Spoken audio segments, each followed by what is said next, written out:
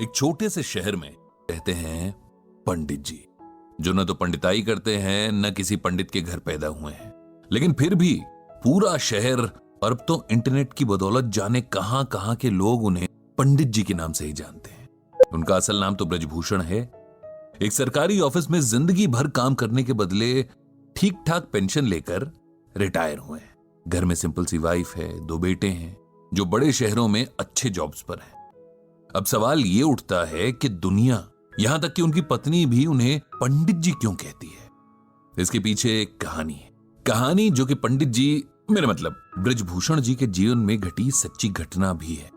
बात उस दौर की है जब हमारे देश में कंप्यूटर रेवोल्यूशन शुरू ही हुआ था। तमाम बड़े सरकारी ऑफिसेज में कंप्यूटर लगाए जा रहे थे और एम्प्लॉइज को उन्हें चलाना सिखाने के लिए ट्रेनिंग दी जा रही थी। ब्रजभूषण जी हमेशा से पढ़ने और नई चीजें सीखने के बड़े शौकीन थे। उन्होंने न सिर्फ लिटरेचर बल्कि रिलीजियस किताबें भी बड़े इंटरेस्ट से पढ़ी थी। बल्कि उनकी पत्नी के शब्दों में कहें तो रामायण और गीता तो वो घोट कर पी गए थे। अक्सर घर और ऑफिस की महफिलों में बहुत सुंदर शब्दों में रामचरितमानस की चौपाइयां और गीता के श्लोकों की बड़ी सिंपल और इजी एक्सप्लेनेशन देते थे। अब जब कंप्यूटर सीखने की बारी आई तो उन्होंने इसमें भी बड़े इंटरेस्ट के साथ पार्टिसिपेट किया, जबकि उनके साथ के बाकी लोग जाने क्यों बड़े बेमन से कतराते हुए ट्रेनिंग में हिस्सा ले रहे थे। उन्हें ट्रेनिंग देने वाली टीम कहीं बाहर से आई थी। 4 जवान लड़के जो शायद अभी अभी पढ़ाई पूरी करके निकले थे, इन्हें सिखा रहे थे। इस टीम में एक लड़का था जो बहुत कूल और काम नेचर का था। बड़े पेशेंस से इन लोगों को सिखाता था और कभी भी बेवकूफी भरे सवालों पर गुस्सा नहीं होता था। इस लड़के का नाम संदीप था। ब्रजभूषण जी को संदीप बहुत पसंद था। इधर कुछ दिनों से ब्रजभूषण जी देख रहे थे कि संदीप कुछ शांत सा रहने लगा था। उसके चेहरे पर हमेशा रहने वाली मुस्कान जैसे डिम सी पड़ गई थी।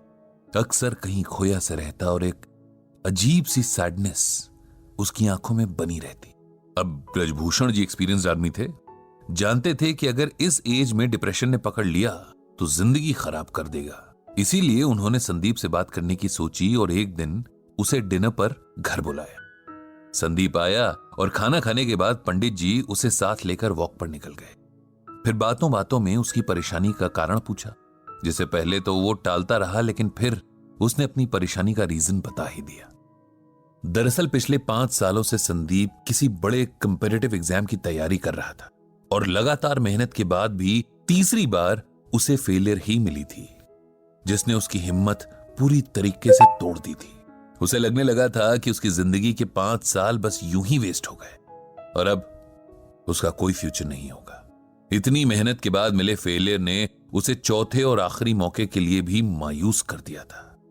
वो अब आगे एग्जाम्स की तैयारी नहीं करना चाह रहा था और कहीं ना कहीं अपनी फेलियर के लिए खुद को ही गिल्टी मान रहा था, यानी दोषी ठहरा रहा था कि शायद उसकी मेहनत में ही कहीं कमी रह गई थी।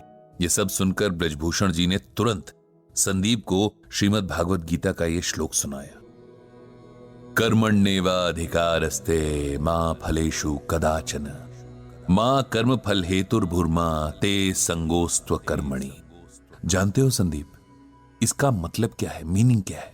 ये श्लोक भगवत गीता के दूसरे चैप्टर का 47वां श्लोक है। जब अर्जुन रणभूमि पर अपने सगे संबंधी, अपने गुरु, भाई और दोस्तों को देखकर युद्ध छोड़ देना चाहते हैं, तब भगवान उसे गीता का उपदेश देते हैं। और गीता का ये श्लोक तो संपूर्ण गीता की समरी जैसा ही है। इसका अर्थ अगर समझ लें तो जीवन की सारी परेशानियां दूर हो जाएं। संदीप ने पूछा कि आखिर क्या है इस श्लोक का अर्थ और इसमें ऐसा क्या है जो आप इसे हर परेशानी का सलूशन बता रहे हैं? ब्रजभूषण बोले, इसका अर्थ है कि हे अर्जुन, तेरा अधिकार कर्म करने में है, उसके फल में नहीं। तू कर्म के फल के प्रति आसक्त ना हो या कर्म न करने के प्रति प्रेरित ना हो। सिंपल वर्ड्स में कहें तो हम में से हर कोई कुछ भी करने से पहले उस काम के रिजल्ट के बारे में सोचता है। जैसे बच्चे पढ़ाई शुरू करने से पहले फर्स्ट आने की विश करते हैं। बिजनेसमैन दिन की शुरुआत में ही शाम तक मटेरियल पूरी तरीके से यूज हो जाने की विश करता है। इंजीनियर नक्शा बनाने से पहले ही कोई मास्टरपीस बनाने की ख्वाहिश रखता है। हाउसवाइफ सब्जी काटने से पहले ही सोचती है कि आज का खाना खाकर तो उसका परिवार उसकी तारीफ करेगा। हर कोई अपने हर काम से अच्छे फल की उम्मीद करता है, जबकि हमारे हाथ में सिर्फ और सिर्फ अपना काम करना है। उसका रिजल्ट क्या मिलेगा, कैसा मिलेगा, कैसे मिलेगा, इस पर ना तो हमारा कोई कंट्रोल है और ना ही राइट। ये सुनकर संदीप बोला, अगर हम रिजल्ट की इच्छा ही नहीं रखेंगे तो उस काम के लिए मोटिवेशन क्या रह जाएगा?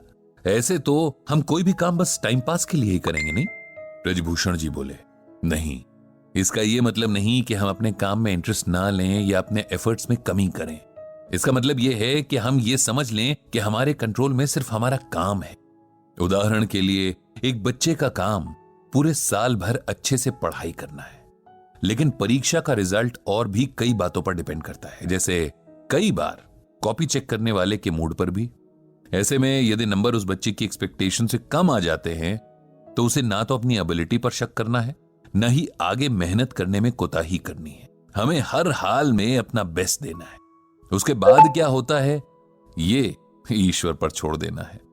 किसान जब खेत में बीज बोता है, रात रात जागकर फसल को पानी देता है, तब वो अपना काम कर रहा है।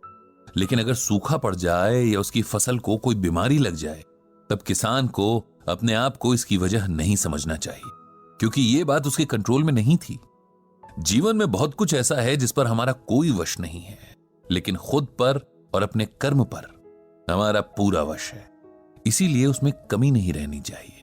जब हम इस बात को समझ लेंगे तो जीवन की छोटी बड़ी बातों में हौसला नहीं हारेंगे, खुद पर विश्वास रखेंगे और हमेशा अपना सर्वश्रेष्ठ देने के लिए तैयार रहेंगे। ब्रजभूषण जी की बातों ने संदीप पर जादू जैसा असर किया। उसने मन ही मन एक बार फिर पूरा जोर लगाकर परीक्षा की तैयारी करने का फैसला कर लिया था। कुछ दिन बाद जब ब्रजभूषण जी के ऑफिस में कंप्यूटर ट्रेनिंग पूरी हुई और सिखाने वाली टीम को विदा किया जा रहा था, तब संदीप ने सबको इकट्ठा किया और कहा, हम सबको हमेशा कुछ न कुछ सीखने के लिए तैयार रहना चाहिए। टीचर कहीं भी किसी भी रूप में मिल सकते हैं और हो सकता है कोई ऐसा टीचर मिल जाए जो लाइफ के लिए आपका एटीट्यूड ही बदल दे। मुझे भी यहां एक गुरु मिले जिन्हें जीवन का बहुत एक्सपीरियंस है और इस अनुभव को बांटना भी आता है। ये गुरु हैं ब्रजभूषण जी, जिन्हें मैं आज से पंडित जी कहकर पुकारूंगा, क्योंकि पंडित का अर्थ होता है ज्ञानी, ज्ञान देने वाला। साथ ही गुरु दक्षिणा में मैंने उनके लिए एक ब्लॉग तैयार किया है जिसका नाम रखा है गीता ज्ञान। इस ब्लॉग से पंडित जी गीता के जरिए लोगों को उनकी परेशानियों में राह दिखा सकते हैं, उन्हें उम्मीद देकर नए ढंग से जीना सिखा सकते हैं। इस तरह उस दिन से ब्रजभूषण जी का नाम पंडित जी पड़ गया और उनका गीता ज्ञान ब्लॉग एक जरिया बन गया जहां लोग अपनी परेशानियां पंडित जी को लिखकर गीता के जरिए उनका सलूशन पा सकते थे। और ये